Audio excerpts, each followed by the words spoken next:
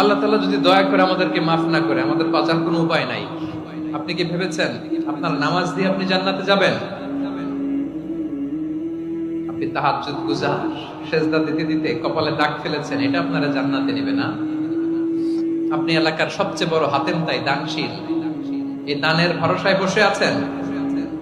কশিন কালো কথা, আমাদের নামাজ, আমাদের রোজা, আমাদের ইবাদত, এগুলোকে মিজানের পাল্লায় উঠালে কোনো ওজনই হবে না।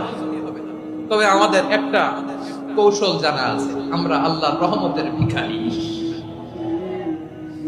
আমরা সেদিন আগেই গুনার স্বীকৃতি দিয়ে দেব। আমরা বলবো, আল্লাহ তুমি প্রশ্ন করার আগে তোমার একটা কথা বলি, আমারে কিছু জিজ্ঞেস করো না, আমি সব করেছি। এমন কোন পাপ নাই যে পাপ আমারে দিয়ে হয় নাই। তোমার রহমত দিয়ে তুমি জান্নাতে পাঠাবা।